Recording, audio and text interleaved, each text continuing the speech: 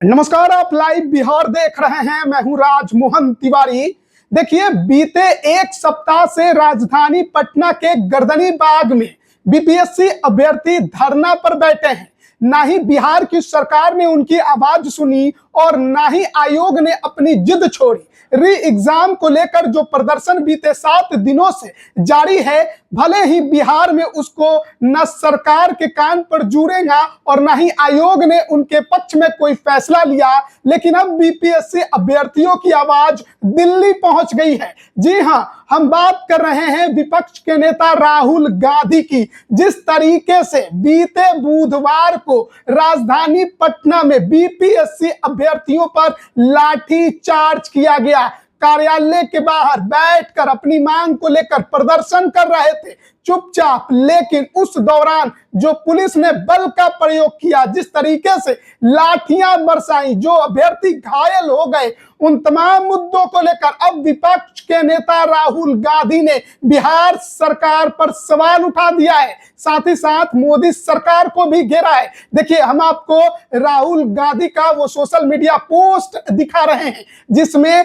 लाठी चार्ज का वो वीडियो भी शेयर करते हैं, और क्या कुछ लिखा है उन्होंने वो आप देखिए। वो लिखते हैं कि मैंने संसद में कहा था कि जिस तरह एकलव्य का अंगूठा कटवाया गया था, उसी तरह पेपर लीक करवाकर युवाओं का अंगूठा काटा जाता है। इसका ताजा उदाहरण बिहार है। बीपीएससी अभ्यर्थी पेपर लीक के खिलाफ आवाज उठा रहे हैं और एग्जाम को रद्द करने की मांग कर रहे हैं, लेकिन एनडीए की सरकार अपनी नाकामी को छुपाने के लिए उल्टा छात्रों पर ही लाठी चार्ज करवा रही है। यह बेहद शर्मनाक और निंदनीय है। छात्रों के भविष्य के साथ खिलवाड़ बर्दाश्त नहीं किया जाएगा। हम उनके साथ हैं और उन्हें न्याय दिलाने के लिए लड़ेंगे। तो ये तमाम बातें विपक्ष के नेता राहुल गांधी ने अपने सोशल मीडिया पोस्ट के जरिए कही है, यानी कि बीपीएससी अभ्यर्थियों के समर्थन में अब खड़े हो गए हैं, उनके लिए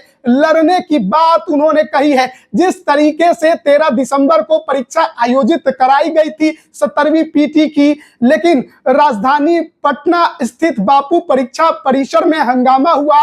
बाद में उस सेंटर को रद्द कर दिया गया और उस सेंटर पर ही केवल, यानी उस सेंटर पर जो परीक्षा रद्द हुई, केवल उसी का पुनर्परीक्षा आयोजित कराने को लेकर आयोग ने फैसला सुना दिया है। और इसी के विरोध में अभ्यर्थी जो हैं वो लगातार 7 दिनों से प्रदर्शन कर रहे हैं, आंदोलन पर बैठे हैं, अनशन कर रहे हैं। कई अभ्यर्थी अस्पताल चले गए, लेकिन आयोग ने उनकी बात अब तक नहीं सुनी है। सरकार के पास भी अभ्यर्थी गए, लेकिन वहां भी कोई फायदा उन्हें नहीं हुआ, किसी ने कोई बात उनकी नहीं सुनी। और अब देखिए, जब बीते बुधवार को बीपीएससी कार्यालय के सामने बैठकर धरना प्रदर्शन कर रहे थे, अपनी मांग को लेकर सांकेतिक प्रदर्शन पर बैठे थे, उस दौरान किस तरीके से पुलिस ने बर्बरता पूर्वक उन पर लाठी चार्ज किया, वो तस्वीरें आप देख सकते हैं। लेकिन अभी भी जो अभ्यर्थी हैं वो टस से मस होने को तैयार नहीं है। गर्दनी बाग में फिर से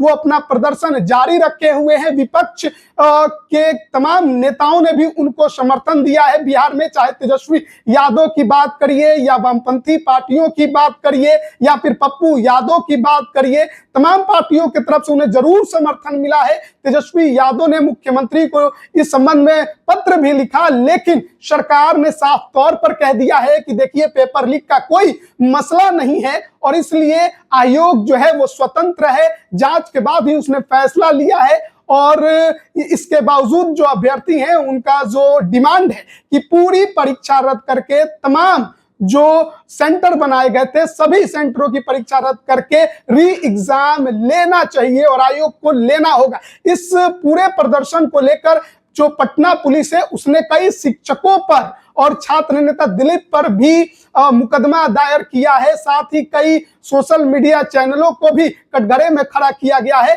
तो अब देखना है कि राहुल गांधी के इस मसले में कूदने के बाद क्या बीपीएससी अभ्यर्थियों की जो आवाज है वो बिहार सरकार तक पहुंचेगी। क्या नीतीश कुमार जो अभी प्रगति यात्रा पर निकले हैं, क्या उनके कानों तक ये बात पहुंचेगी, क्या वो फैसला लेंगे और क्या आयोग जो है इस पर पुनर्विचार करने की जहमत उठा पाएगा, देखने वाली बात होगी। बने रहिएगा हमारे साथ। आप सभी का बहुत बहुत धन्यवाद।